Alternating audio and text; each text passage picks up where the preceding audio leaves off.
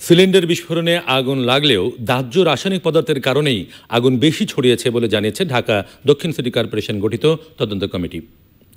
এছাড়াও ওয়াহেদ ম্যানশন সহ পুরানো ঢাকার ভবনগুলো নির্মাণের বিল্ডিং কোড বিষয়ে এখনও কাগজপত্র পর্যবেক্ষণ হয়নি বলে জানিয়েছেন রাজুকের প্রতিনিধিরা। জাকিয়া হিমুর রিপোর্ট। চকবাজার চুরিহাট্টায় অগ্নিকাণ্ডের ঘটনায় ঢাকা দক্ষিণ সিটি কর্পোরেশন গঠিত তদন্ত কমিটির সদস্যরা সকালে ক্ষতিগ্রস্ত ভবনগুলো পরিদর্শন করে সিলগালা করে দেন। আগামী 7 দিনের মধ্যে ক্ষতিগ্রস্ত ভবনগুলোর ব্যবহার নিয়ে রিপোর্ট দেওয়ার কথা জানায় তদন্ত কমিটি।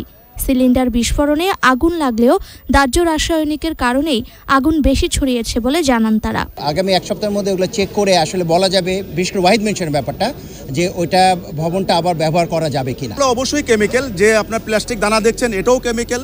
যে ধরনের উপরে আমি দোতলায় দেখলাম যে ইনসুলেশন টেপগুলো আছে, যে এগুলো একটা কেমিক্যালই অবশ্যই। এগুলোও আপনার ট্রিগার করেছে আগুনকে, প্রত্যেকটা জিনিসই আগুনকে ট্রিগার করেছে। পুরাতন ঢাকার একটা পুরাতনতম এলাকা কিন্তু চুরিহাট্টা এলাকাটা, এবং বহু পুরাতন সময় থেকে এখানে ভবন তৈরি হয়ে আসতেছে। তো এইটা নিয়ে রাজুকের কনসার্ন তো অবশ্যই আছে।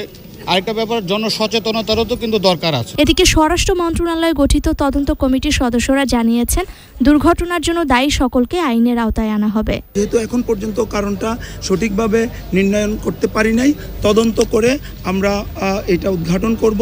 এছাড়াও পুরান ঢাকার বিল্ডিং কোড মেনে ভবন নির্মাণের বিষয়টিতে কার্যকর পদক্ষেপ নেওয়ার কথা জানান রাজুকের প্রতিনিধিরা। Zakia Himu, channel I, Dhaka.